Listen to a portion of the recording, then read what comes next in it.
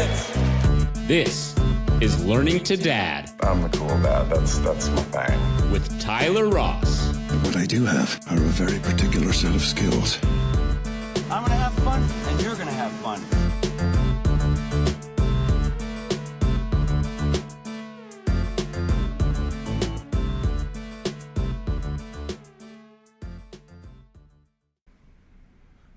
Yeah, I've never been up there. Have you lived there your whole life in Canada? Been here for 38 years in Canada and Manitoba as well. Rural Manitoba is where we are. So Okay. we're not in any big city. We're in a small town here of about 600 people. Oh, no way. 600 people? That's it. I've only been to one town smaller, and it was the most charming place that I'd been. So you have to go far to get like big civilization, go find a Target or a Walmart or something? In like a 5-minute drive, we're in this town that has every amenity, and then 35 minutes from us is Winnipeg. So we're pretty close to everything we need. Cool, that's great. Well, we're recording. Welcome, Jason Jablonski. Thanks for coming on to the podcast today. Excited to chat with you. How's the day going? The day's good. You know what? It starts usually pretty early. I was up at 5 and a little bit of a morning routine, and went to start at work, grinding a few things. Usually I go to the gym today. I skipped it though because there was a few extra things on my plate today. But it's been good. Cool. What are you doing at 5 o'clock in the morning when you wake up? Generally, I like to just get up, take it a little bit slower, and then I try to be up at more at 4:30. Then I like to hit the gym in the morning for like 45 minutes, get it going. Then come back and just get ready for the day and head off to office for about 7 a.m. Right on. You hit the weights? You a cardio guy? You do classes? Like what's that I should morning workout look should like? probably do a little more cardio, but it's usually pretty much just weights. Yeah. But That to me, cardio is always like, okay, I ran 3 miles today, so I guess tomorrow I got to run 4, and then the next day I got to run 5. At what point do I just have to be running all the time for it to make a difference? I know. It's more just, for me, it's mentally harder just to run on a treadmill going nowhere. But in the summer, I like to trail run, like in hiking trails.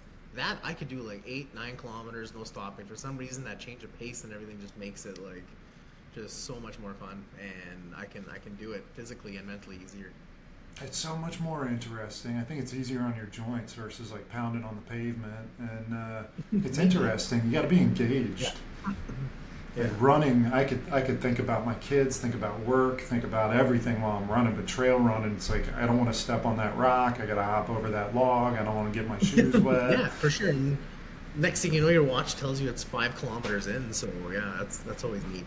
Yeah. So that sounds like a great kind of disciplined way to start every day. And then you head into work after that. Are you there? Which actually, let's talk about what it is that you do. You've been running this business for 12 years. Yeah, 12 years. My wife and I started this up, a plumbing, heating, electrical company, and we've grown to like 21, 22 people on the whole staff. Wow. So that keeps busy. I like to be here early before everyone, just so I can get a few things out of the way before people bombard you with questions and emails and all that stuff. So kind of clean up the day before it starts. Yeah, so up until 12 years ago, I can only assume that you were in that kind of trade business and you brought that experience with you to start your own. Is that right? Yeah, for sure. I was the journeyman, like, you go through the apprenticeship and all that, get your license to be an electrician.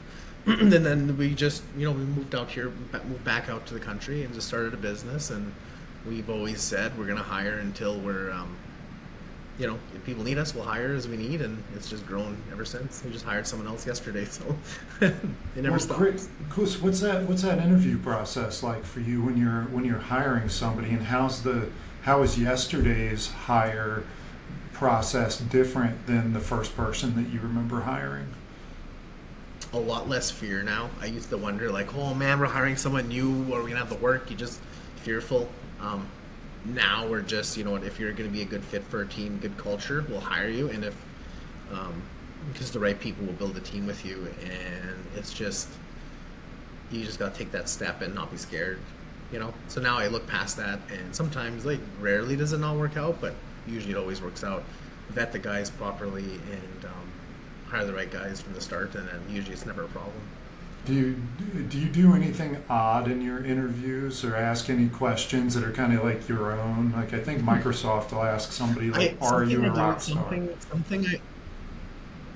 Something I always do without them knowing is I always kind of try to take a peek in their vehicle from the window, just to see what it looks like. If it's a big mess, then I know, maybe some other parts of their work might be mess. Yeah. But like if it's nice and tidy, that's a good way of kind of getting a feel, just on a high level, what kind of person this person is, right? Yeah, that's a really interesting thing to notice. I love that question. I'm going to ask it more when interviews come up. So at the very beginning, was it just you and your wife, or did you have somebody else, ready to help with support? No, it was just my wife and I. We just, I was working another job, and I was just working evenings getting this stuff off the ground. And it was at one point, she's just like, you have to pick one or the other. Do you want to do it for someone, or do you want to work on your own, start a business? Because you can't do both forever. So we just pulled the pin and went 100% in. And then, we just, after a year or so, just hired another electrician to help me, and it hasn't stopped since. Yeah, what do you think was the biggest fear going into that transition from being a journeyman to being the man, the guy in charge, the boss, the owner? I think you're always worried about like the stable paycheck to just, will you have enough work to keep it going? That's always the beginning thing, And we've never really ran into an issue with not having enough work. I think our level, our communication and service locally has been so good that people, and the work quality, they trust us. So it's never fallen back. And the fears I had at the beginning definitely aren't anything I'd be worried about now. So in establishing that reputation, can you talk about how long it took until you felt like it was self-sustaining and you didn't have to go out there and constantly sell, constantly promote and market? I think when you start off by yourself, there's not much of that anyway, because it doesn't take much to fill your own schedule up. It's there still is worries and fears, like even to this day, 12 dozen years later, like there's always just your problems just get a little bit bigger. If someone isn't paying, back then $1,000, it's a big deal. Now it's like, oh no, someone's not paying 25,000. So the problems just kind of get to a different scale. The ones that used to bother me are like nothing anymore, and now the new ones are just, they're just bigger. And I prefer the bigger problems because it means we're doing a little more, and I like being able to handle those kind of problems. Mm-hmm. They're interesting, as I'm a real estate broker and I've got 19 agents and they're all incredible agents, and as a result, any question they ever have to bring to me is one I've never heard of before because it's so unusual and unique of a scenario. Is that like comparable to your experience? I kind of missed that part of the question. Can you say it again, please? Oh, of course. Like when the people that work in my office have to come to me with a problem to help solve, it's usually a problem I've never seen before because all the people in my office are good at what they do. So if the little stuff doesn't get to me, right? Is that the kind of thing you see, or unusual or unique issues? Especially when we're hiring a journeyman. A journeyman, like they've got 5 years experience minimum, and then they kind of handle issues themselves. I guess it's more of a people issue if they're bringing something forward, like, oh, this timeline's not going to work. And something I've been training our guys, it's called this, it's just like the 1-3-1 rule, right? So you come in with one problem, bring it forward to me, but don't bring the problem forward unless you have 3 possible solutions that you've come up with. And then the last one would be simply, which solution do you think is the best? And usually if you run someone through that, they've got to figure it out before they even comes to you. So it makes people think, right? And a lot of people go through life and they don't have to do much thinking. Everything's kind of done. But if you do that, you're really putting, and they enjoy that because it's challenging people, and most people like to be challenged. People we like to hire anyway. Oh, that's great. And so you started this with your wife. How long were you with your wife prior to starting your business? I guess it'd be 3 years. We've been together 15 years now. So yeah, it was 3 years. And yeah, so not very long. We had 1 kid by then already. Yeah. Any advice to me as I may fold my wife into my business, She didn't help me start it, other than being a supportive person in my life. Yeah. But the logistics of it and the execution of the work has been me and staff and agents. But any advice in the event that my wife is regularly in the office and helping me run the business? You know what I would recommend, like just kind of laying it out at the beginning, saying, you know what, there's going to be times where we're going to have to like coach each other on how to do something better. And coaching sounds better than telling. Maybe telling her that, like, you know, we might not always see eye to eye. We're going to have some tough business decisions, but it doesn't change the way you feel about her or anything like that, because that could be kind of skewed sometimes where, you know, like maybe someone feels like you're, you know, not judging them. I can't think of the right word, but like it's not a fight, right? Like you're making business decisions, and sometimes it's one of the hardest things in business, but it's also ultimately, I think it's the best thing to be working with your spouse. And I really very much enjoyed the highs and the lows and being able to make those big decisions with her. And part of it is definitely worth it if you don't always see eye to eye even. Yeah, and I find personally that like my drive home, I can kind of click out of work mode and go into family mode. Like that 10 minutes, 15 minutes kind of makes the difference. She hasn't been exposed to my like work mode very much. Not that I'm a different human being, but like you got to manage things differently at home than you do in the workplace. So having that communication makes sense to me. Yeah. One thing too is like you gotta like, I guess we're pretty equally yoked that way. Like we're both kind of opposites in that way. Me, everything's optimistic. Everything's always going to work out. We don't worry about it. And her, she's a little more realistic with everything. You know, like, are you sure this is going to work? But so if we're both like me, I think it would be a pretty, maybe a risky undertaking. But with her, she really levels it out and be like, hey, are you sure this is what we should be doing? Then I'll throw in my optimistic view and then kind of come up with a middle ground, and then it always works out. Like in a lot of workplaces, there's got that HR department where, you know, people, they help manage, you know, employee relationships, but we don't have that at home. Do you guys have any, like when you're getting into being on different sides of an opinion on something, do you have any practices that keep everything kind of calm and productive? Yeah, something we do, not just in business, more personally, I guess, would be, do you need me to listen or do you need a solution? And asking that question is probably one of the best things we've done, because sometimes it's like, no, don't tell me a solution, but please just listen to me. And you just sit there for 10 minutes, listen, and she's like, I'm good. And then if you need a solution, bring it up, because guys always want to problem solve. We always want to, like, you know, come up with an opinion, and sometimes they just really don't want to hear that. And for me, yeah, do you need a solution or do you need just need to listen is probably one of the biggest things to do. That resonates very deeply with me. I can appreciate that. Have you seen that the skit of the husband and the wife talking, and she's talking about how she has this splitting headache, and he's pointing at her and going, if you just take the nail out of your forehead, your headache will go away. She's going, don't try to fix the... I'll try to remember to send it to you when we're done. Yeah. But you talk about coaching and mention that in our correspondence before. Like, what kind of coaching are you involved in? I've done all sorts. I think the first kind of real coaching I did was just for contractors, you know, how to run the business, how to, like, just different views on it, just systems to put into place, something like that. And then we were kind of done with them. Coaching for me, I always feel like is, you know, it's a 1 or 2 year thing maximum. If you haven't fulfilled that area after 2 years, is probably the wrong coach. Even 1 year's plenty. By the end of the last year, you're kind of like, I'm good. You know, I should learn something different, and we should never stop learning.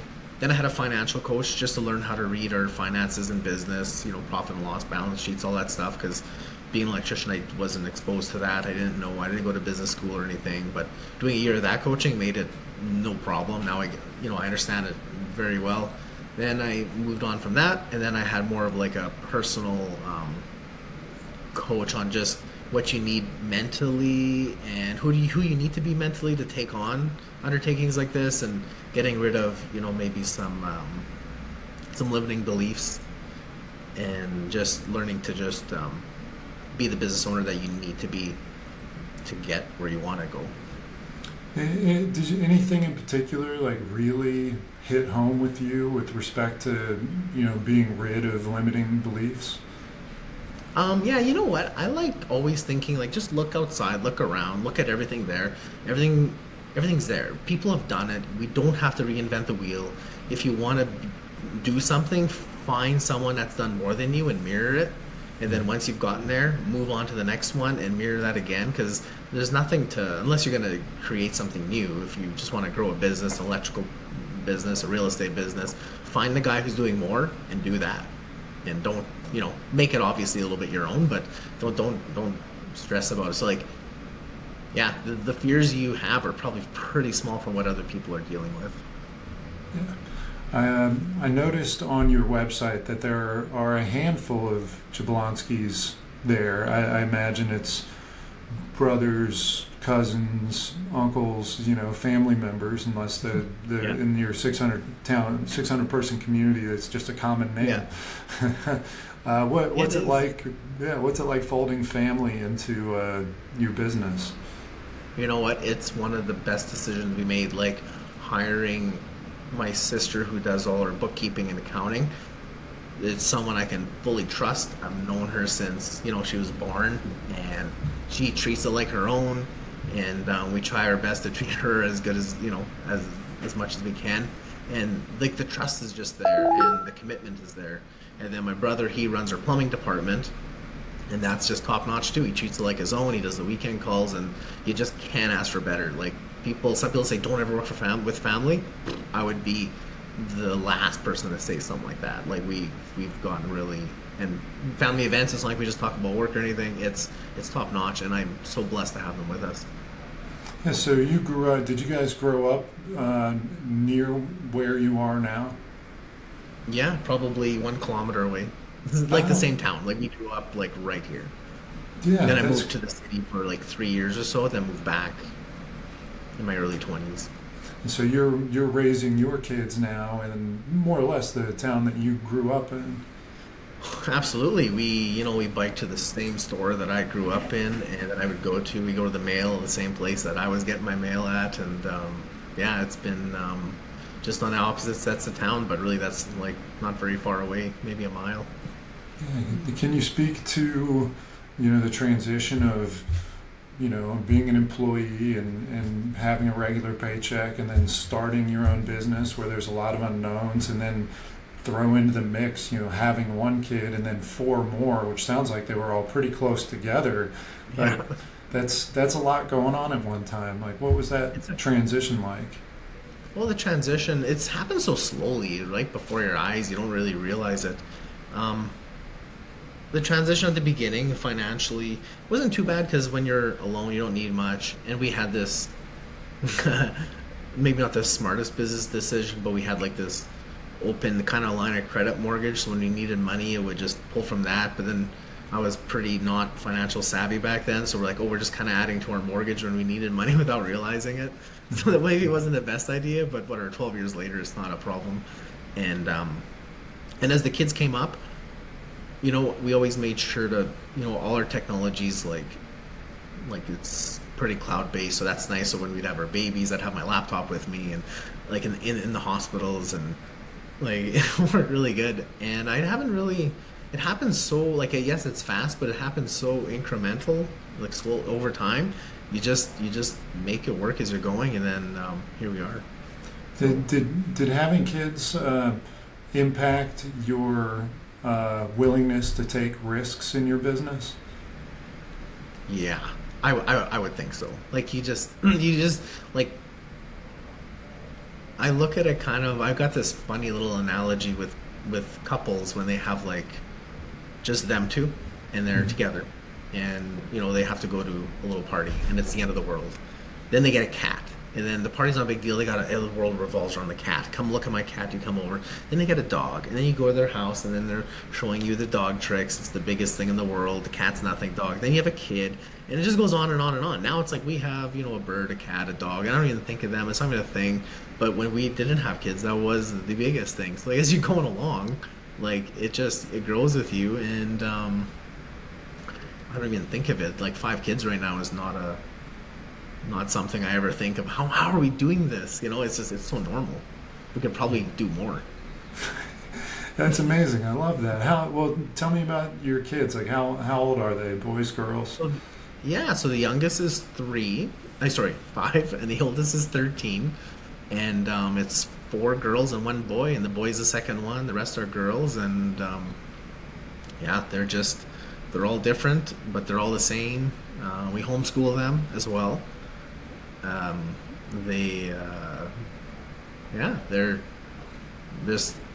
We're really close all together. The oldest is pretty nice. We have a little bit of freedom now because she's 13, so she can watch the others. My wife and I go on weekly date nights, so that's like every week, every Tuesday. We go. It's a non-negotiable. When did you institute that non-negotiable?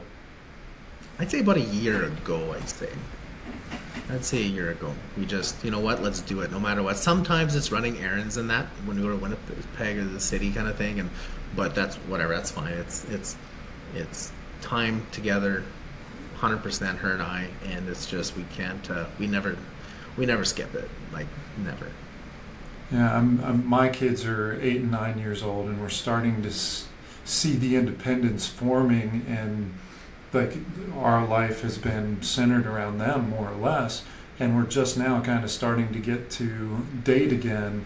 So like, did you find that you almost like with 5 kids that you're both pulling on that same rope and working on your kids, but then like how are you working on each other at the same time?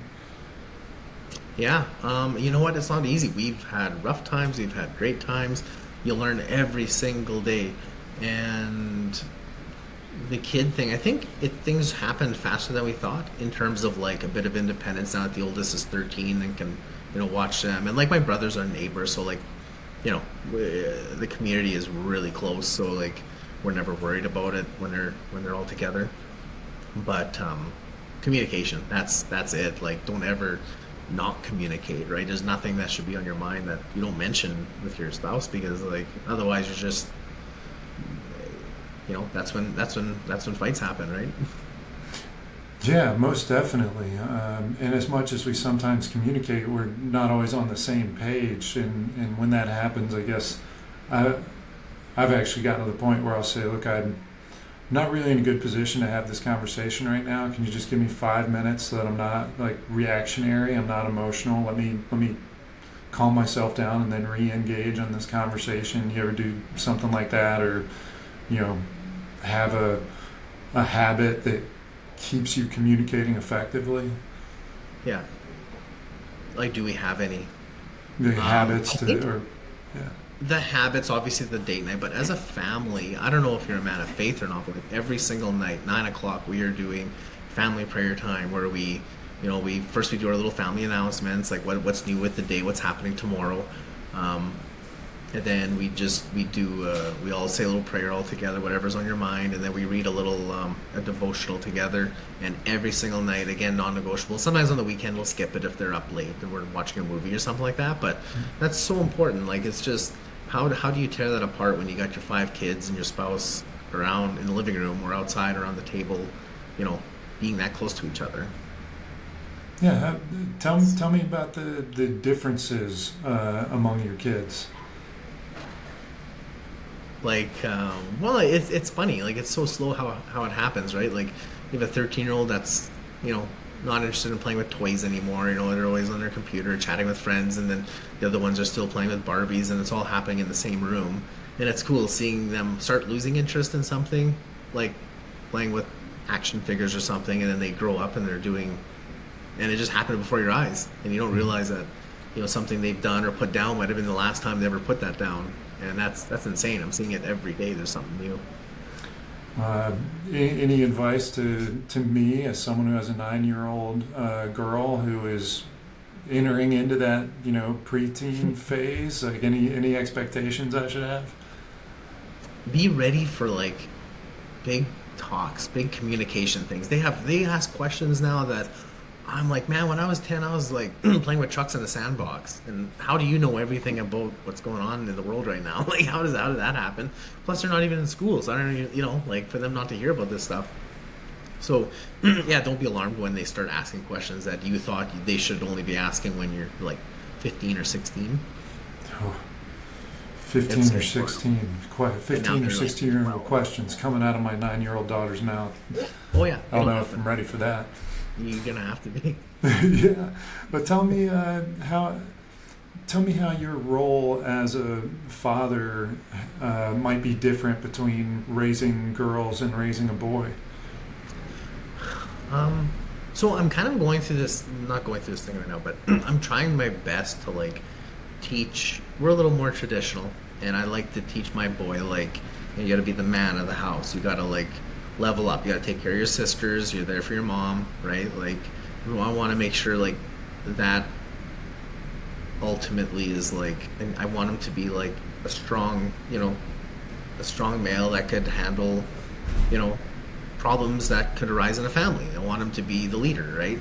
So I'm not really doing that as much with the girls, as having said that they were fantastic leaders, but with my boy, that's more what I'm kind of, I want to be that like a leader of his family one day. So I'm trying to like toughen him up a little bit, and just not toughen him up, but like just like deal with a bit of what's the word? Deal with a bit of Adversity or challenge or yeah, exactly. Yeah, exactly that. what are 2 or 3 characteristics that you hope to cultivate in all of your kids? Independence, like being able to figure stuff out by yourself. Like, so I work with some people, like they're smart people, and they ask you a question, you're like, you could have Googled that, right? And so that independent learning is a big one, because the world is at our fingertips, and like you can ask ChatGPT now what any question you want. It works better than Google. I heard the other day that Google is kind of like an encyclopedia now, and ChatGPT is the way to research stuff. When I heard that, I'm like, damn, that's pretty good. That's pretty accurate. Yeah. That'd be one of them. The other thing is, I want to really develop their faith, because not everything you see, not everything out there that you see is like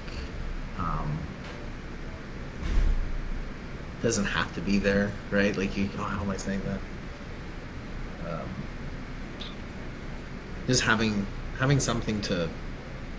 Not everything has to work in absolutes, right? Like some things won't make sense, and just have faith to know that that's sometimes it'll happen because it was supposed to happen, and understand that not everything has to make 100% sense. I don't think I worded any of that right, but whatever. I'm picking up what you're laying down, I think.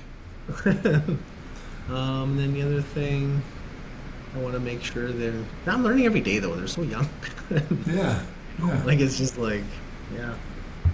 How would you contrast kind of your role versus your wife's role as a mom? I think moms and dads, or masculine and feminine influences on kids, have to be balanced, or could be maximized if balanced. So like how does your wife, approach that? How do you think she might approach that same question? Yeah, that same question. Well, we do like, she takes care of them during the day. So when I come home, I'm making supper, tidying up kind of thing, and then she's just with them, or she'll go to the room, read a book or something like that, or go in the backyard. So we're not traditional in that sense. We're like, I don't do that kind of thing. Like I guess ultimately the most important thing is I need to act how I want my daughter's husbands to be one day. That's something, if you're kind of all going along in life and you just kind of rein it back and you think about it, like that's really what you want. Yeah, I gotta be, because monkey see, monkey do, right? They see something what I'm doing, and I gotta be ready that's gonna be their normal. That's gonna be their normal in their life when they're choosing a spouse. So you gotta act your best. You gotta do your best. Don't be lazy. Like just I gotta set the standard of who they're gonna look for one day. Oh, you'll be an interesting person to ask this question to, because you grew up in the town that you're in, and your kids are growing up in the same town. What do you think is an advantage that you had in the context of your childhood that your kids do not have?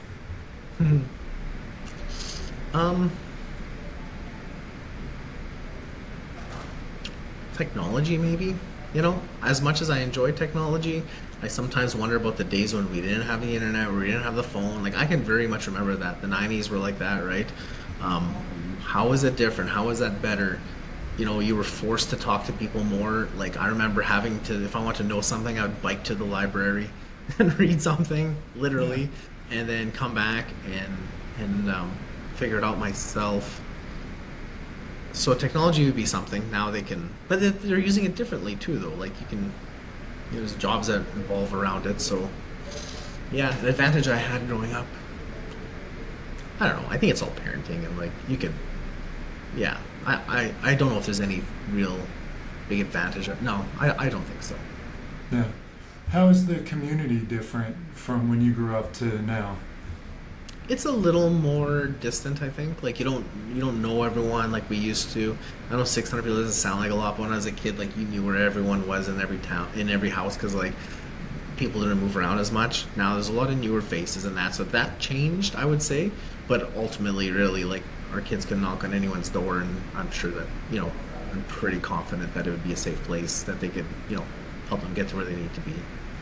And when talking of community, we've all heard the expression, like, it takes a village. Like, what's the role of the people outside of your household in raising your kids? Well, they have knocked on our door before and said, "Hey, she's kind of like running down the road," and I'm like, "Shoot, I missed that," you know. So like, that's part of it, I would say, and raising them. You know, being able to just trust them, hanging out with other kids, and, you know, they go to each other's houses, you know, we kind of know about it, and just, yeah, it's very friendly that way. We don't have to worry too much. Is there a way that you hope that your kids are better than you? Like, something about, yeah, something about you that got, you know, I hope I'm not going to let my kids be this way. Yeah, of course. You always want them. You always want to, like, set a standard, but that's going to be the minimum, and they can always do better, right? I don't want to restart. Like, I had struggles when I was, you know, younger that I had to go through, and that maybe they won't have to because they've learned, and I can coach them along the way and be like, you know what, don't go there. Like, you're better than that, and they can go on to ready with my lessons that I've learned, and that they don't have to go through the same thing, and they can get to where they want to be faster. What are some of the notable milestones as a parent that you've had over the last 13 years, like for your kids? Yeah, notable milestones. Just them getting ready in the morning. When you don't have to do anything part of it, it's like, wow, they're really growing up. I didn't need to help them, you know, get dressed or anything like that, or like, it's just, okay, guys, get up. We got to go to the vehicle in 20 minutes, and they're standing by the door in 20 minutes ready to rock. Like, that's cool. That's a milestone. Being able to read, obviously, is a big one. Like, our first two, they learned pretty quickly just because they wanted to play Minecraft or something like that, and they needed to read, so they just picked it up so quickly. There any upcoming milestones that you're really looking forward to or really dreading? Upcoming milestones. I guess 13, they're gonna be driving right away. That might be a thing. You know, like, that's you know, and by 16 they can be driving themselves. So that's a big one. I don't know if I've ever really given it any thought at all, but yeah, you got to be focused on the present. It's sometimes not even time to think about what those things are going to be. I guess a big one would be when they have the opportunity, if they're interested in working with me in the business. That'd be pretty cool. Yeah. Because then that's, you know, there are some advantages, like, you know, like just the pay and that kind of stuff's a little different. You're not committing to like salary and all that kind of thing. And so they could grow areas that are a little more risky because it won't cost you anything for having them in there. You know, that might be a thing. No, that's cool. That's actually the same perspective I'm taking with my wife. If we're going to bring her into the office, same things there. But it's true, right? Because, like, okay, you can try that part of it. It's not like you have to commit to, like, you know, 50, 60, 75 grand a year or something to try to get this idea off the ground. Meanwhile, you can do it for pretty much free. And then if it doesn't work, it doesn't work. If it works, well, now you build a team around it and, you know, run with it. Yeah, that's a good way to mitigate some significant risk. Like, I would never make them have to work with me. I wouldn't say, you know, they need to at all. I would tell them it's a good option, but I'm not going to tell them, not to, pursue something else. You've done a lot of coaching professionally for your business. What kind of resources do you look to when you're, exploring parenting advice or parent coaching? Do you go to your parents or your friends or books, podcasts? With the podcasts, just kind of seeing how people are with their kids. The podcast, I always say it's not really like, how's that go? It's not what you're, it's not what's taught, it's what's caught. So everything you listen to, give it a good listen and you'll pull something out of it. Instagram's pretty good because you can see right inside of people's lives. Whether or not that's always real or not is one thing, but it's, 15 years ago we couldn't do that. You didn't know anything. I follow some, guys like Ed Milet and that kind of thing, and you can see right inside of their life, and they're super successful, good kids. Everyone's, together. Like, you can really see that dynamic, and being able to, I'm not going to say mirror it, but, they teach a lesson that took 10 years to learn. I can learn it right away. So I think it's just being mindful of that. You don't know everything, and keep your ears open, and it's okay to pivot and change something you thought of was right before is maybe kind of wrong, and you go a different direction. There's nothing wrong with that. Awesome. So, Jason, I want to ask you they're kind of rapid fire, short answer questions. Yeah. What are 2 or 3 characteristics that a super dad would need? To be a super dad, you must have at least these 2 or 3 characteristics.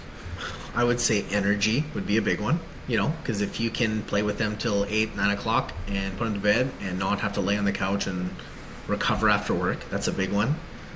Being able to keep up with them, if you can run around the block, that's a pretty good feeling, especially when they're trying to catch up with you. Mm-hmm. And be ready to answer questions. No, you know what? Be the person you needed when you were a kid. Did you have someone to look up to? Was there someone that you can ask questions to? Be that person. The person you missed when you were a kid that you wish you had, be that guy. That's awesome. Is there somebody that you've got in your mind that was that person for you as a kid? Well, everyone says their dad, right? Like my dad was great, right? We lost him 14, 15 years ago now. But there are things that I'm like, yeah, you know what? Thinking now, I'm like, oh, he didn't do that quite how I see it now, and improve from that. So if I would have been exactly like my dad, I would have left maybe some kind of glass ceiling over my kids, but learning from his things, his struggles, his small business he had, tweaking some of those things, I think will give my kids an advantage because they're not starting from scratch, right? They're moving up forward from past experience. Yeah. Is there a skill that you've been excited to teach your kids? A skill? Communicate, how to talk to people, how to, so many people can't do it anymore. They just want to text. Can you phone call? Oh, I don't have a phone. Get in front of people. Last week I took my 13-year-old with me to look at a few jobs. I told her, I'm just pay attention how I'm talking to people, and that's it. That's what you're learning today. And so many people can't do that. They just get awkward in front of a crowd. Doesn't even have to be a crowd. Could be one-on-one. They look down. They don't look at the person in the eye. It's short answers. They're just, yep, nope. That's so common these days. So if you can teach someone to communicate with people, and how to communicate to people, you're miles ahead of the competition, if you want to say it. Yeah. Fictional dads, books, movies, TV. Is there a fictional dad you always thought was great? I can't think of one. I don't know. I don't watch much of that. Anything fictional. I can't answer that. I don't know. There's people I look up to. I like people when they're really when they push themselves, when they're doing great things. Like I enjoy NFL football. I really look, Tom Brady's character and how he went from nothing to something is just an incredible journey. But they're not fictional. I don't know about fictional. I don't really pay much attention to that. Yeah. What book is the most recent book? What for a gift? What's the most recent book you've given as a gift? A book? I am How to Win Friends and Influence People. I gave that. That's an old Dale Carnegie book. I gave that one to my brother, and that one is. Got him to read it. That one's a really good book. It just teaches you communication, how to talk to people, how to how to just level with the person you're speaking to and walk them through something. It is a bit of a selling book and how to oh my god, I don't like the word persuade because it sounds kind of bad, but kind of just yeah, I would say that'd be a really good book. And lately, Lost Right Behind Your Buy Back Your Time from Dan Martell. I like that book a lot. It teaches you the art of delegation, and it teaches you the importance of having a team around you, having someone mirroring your, what you do day to day, so that they can be like the front line of it to assist you with everything. That's a big one, so you can stay on task. More of a business book, I would say, but you can apply it to anything. And it's a fun read too. It's pretty quick. Talk about love for a minute. Like, when in your life do you feel the most love? When did I feel the most love? I guess with my kids, say, it's just when they, when you come home. When I come home from work, they're like it's like a movie, right? Like, their arms are wide open. They run up to you, and you can't ask for more than that. Like, you're just fulfilled. Or that's got to be the most loving part of it, being a dad. It's just like those arms open, running after you, and then your wife standing in the back watching and smiling. Like, it's like a movie, and it happens all the time.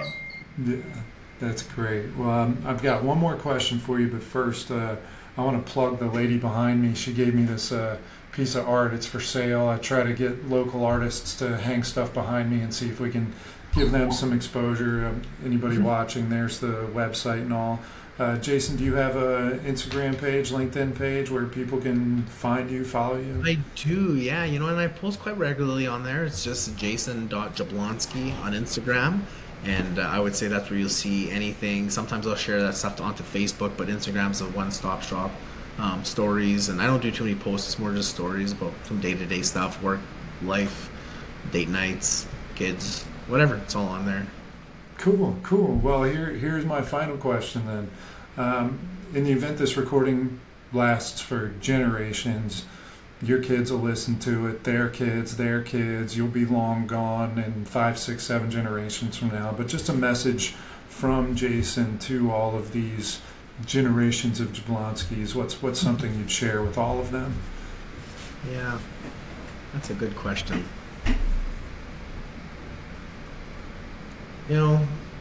Be the person you needed in your darkest days. I like that one. Like, if you needed someone, who was that person, and why can't you be that person?